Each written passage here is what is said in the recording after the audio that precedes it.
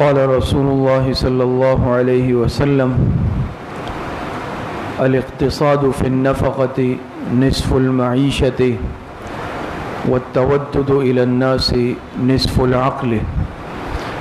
جناب نبی کریم صلی اللہ علیہ وسلم کا ارشاد مبارک ہے، خرچ میں میانہ روی اختیار کرنا یہ آدھی معیشت ہے، اور لوگوں کے ساتھ اچھے تعلقات رکھنا یہ نصف عقل ہے۔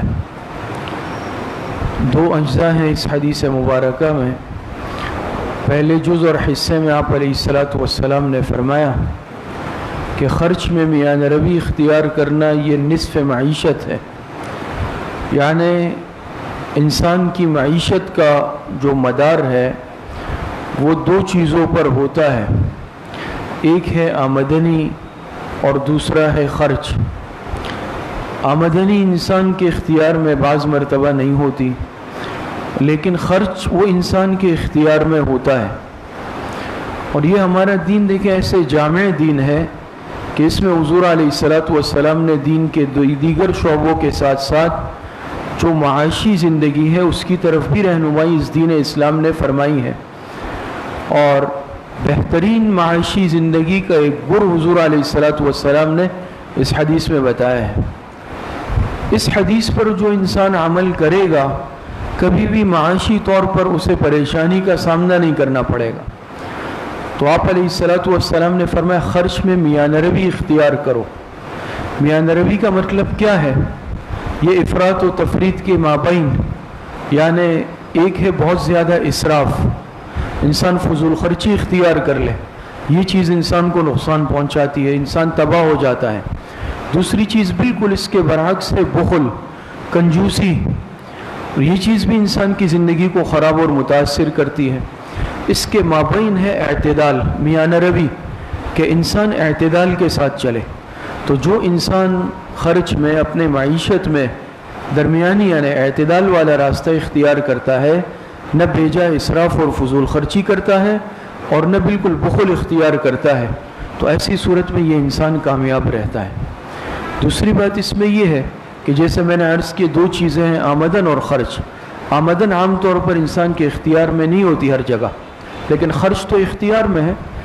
تو جو انسان خرچ کو آمدن سے کم رکھتا ہے یہ انسان عام طور پر کامیاب رہتا ہے، لیکن جہاں پر خرچ آمدن سے بڑھ جاتا ہے وہاں پر جو معاشی زندگی ہے وہ متوازن نہیں رہتی، عدم توازن کا شکار ہو کر خراب ہو جاتی ہے۔ تو انسان خرچ میں اعتدال اختیار کرے۔ دوسرے حصے میں آپ علیہ السلام نے فرمایا لوگوں سے اچھے تعلقات رکھنا، محبت والے تعلقات رکھنا نصف عقل ہے۔ نصف عقل کیوں؟ انسان کی باہر کی زندگی کا مدار تعلقات پر ہے کہ انسان لوگوں سے بنا کر رکھے، اچھے تعلقات رکھے۔ اس کا فائدہ کیا ہوگا؟ انسان پر حالات آتے ہیں، کل کو مشکل حالات آئے، پریشانی آ گئی، تو اس میں ایک انسان دوسرے انسان کے ساتھ تعاون کرتا ہے، معاون بنتا ہے، لیکن یہ اس صورت میں ہے جب تعلقات اچھے ہوں۔ تو خدا نہ خواستہ اگر تعلقات بگڑے ہوئے ہوں یا ہر ایک کے ساتھ بگاڑ کر رکھیں پھر یہ انسان پریشانی کا شکار رہتا ہے۔ تو دیکھیں اس پوری حدیث میں آپ علیہ الصلاۃ والسلام نے پرسکون زندگی کا نسخہ بتایا۔ ایک انسان کی زندگی گھریلو زندگی ہوتی ہے معاشی، دوسری انسان کی زندگی باہر کی زندگی ہوتی ہے، اور دونوں کو اچھا رکھنا ہے۔ تو معاشی زندگی، گھر کی زندگی کو اچھا رکھنا کیسا ہے کہ انسان اعتدال سے خرچ میں کام لے، پوری ہر چیز کی ترتیب رکھے کہ بھئی کتنا خرچہ ہے، کتنا آمدن ہے، اس کو دیکھ کر ایک بجٹ بنا کر چلے۔ باہر کی زندگی تعلقات پر چلتی ہے کہ انسان کے تعلقات اچھے ہوں، لوگوں سے میل ملاپ ہو، ملنا جلنا ہو۔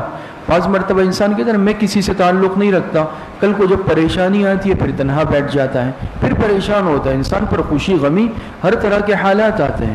اس کے مقابلے میں جو انسان ہر ایک سے اچھا تعلق رکھتا ہے، اچھے برے حالات میں ہر ایک اس کے ساتھ کھڑا ہوا ہوتا ہے۔ تو باہر کی زندگی کا مدار اچھے تعلقات پر ہے۔